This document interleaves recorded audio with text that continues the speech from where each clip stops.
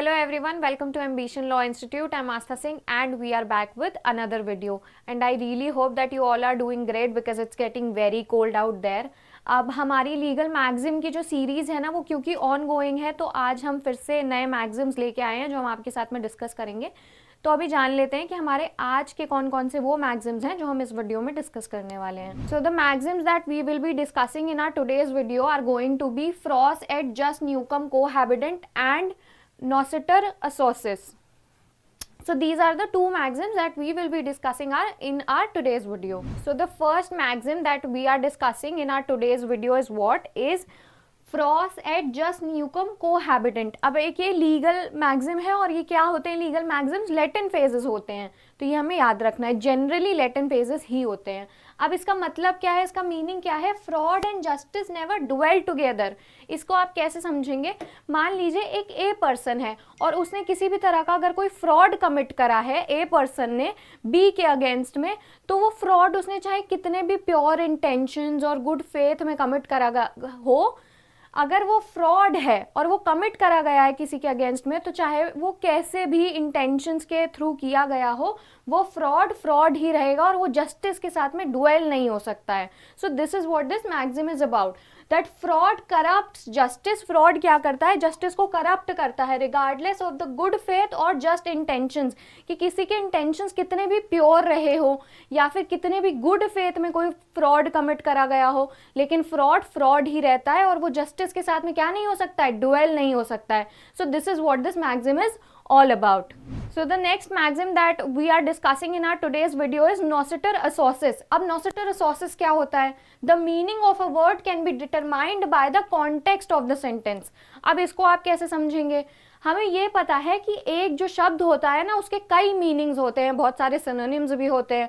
तो हमें क्या ध्यान में रखना है कि जब कोर्ट कोई वर्डिक्ट देता है, कोई ऑर्डर देता है, तो उस ऑर्डर में ना किस कॉन्टेक्स्ट में उस शब्द का इस्तेमाल करा गया है. क्योंकि अलग अलग कॉन्टेक्स्ट तो हो सकते हैं ना हर पैराग्राफ में या फिर किसी और जगह पर जब किसी शब्द को इस्तेमाल करा जा रहा है तो किस कॉन्टेक्स्ट में उस सेंटेंस को यूज करा गया है वहां पर, ये डिफाइन करेगा या फिर डिटरमाइन करेगा कि उसका मीनिंग क्या है या फिर उसको कैसे जस्टिफाई करा जा रहा है. So this is what this maxim is all about, that the meaning of a word can be determined by the context of the sentence. ये बहुत याद रखने वाली बात यहाँ पर है कि कॉन्टेक्स्ट ऑफ द सेंटेंस की बात हो रही है, कि वर्ड के मीनिंग तो अलग अलग हो सकते हैं लेकिन आपने उस शब्द को किस कॉन्टेक्स्ट में बोला है, कहाँ पर, किस पैराग्राफ में, किस ऑर्डर में, कैसे डिफाइन कराया गया है कोर्ट के द्वारा, उस चीज से समझा जाएगा कि उसका मीनिंग क्या है. अब एक बार इसे यहाँ से पढ़ लेते हैं. That the meaning of a word is to be judged by the company it keeps. यानी कि सेम वही चीज कि किस जगह पर, किस तरीके के शब्द में या फिर हम कह लें सेंटेंस में उस पर्टिकुलर शब्द को यूज करा गया है. It is a doctrine or rule of construction. The meaning of an unclear word, as in a statute or contract, should be determined by considering the words with which it is associated in the context. अब मान लीजिए जैसे एक example के through अगर हम बहुत simple layman language में इसको समझने की कोशिश करें तो एक वर्ड है फॉरेस्ट. ठीक है, फॉरेस्ट को और क्या क्या कहा जाता है? जंगल भी कहा जाता है, वुडलैंड भी कहा जाता है. समझ रहे हो आप? ये इसके अलग अलग मीनिंग्स हैं. तो अब मान लीजिए कोर्ट ने कल एक ऑर्डर पास कर दिया कि भाई पोल्यूशन फैलाना फॉरेस्ट में जो है अब से एक पनिशेबल ऑफेंस है.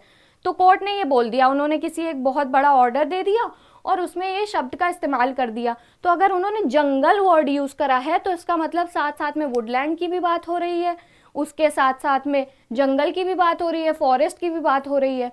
So this is what this maxim is about, कि एक जो शब्द है ना, पर्टिकुलर वर्ड है, उसका जो मीनिंग डिटरमाइन करा जा रहा है वो उस किस पैराग्राफ में, सेंटेंस में उसको यूज करा जा रहा है, उसके हिसाब से डिटरमाइन करा जाएगा उसका मीनिंग.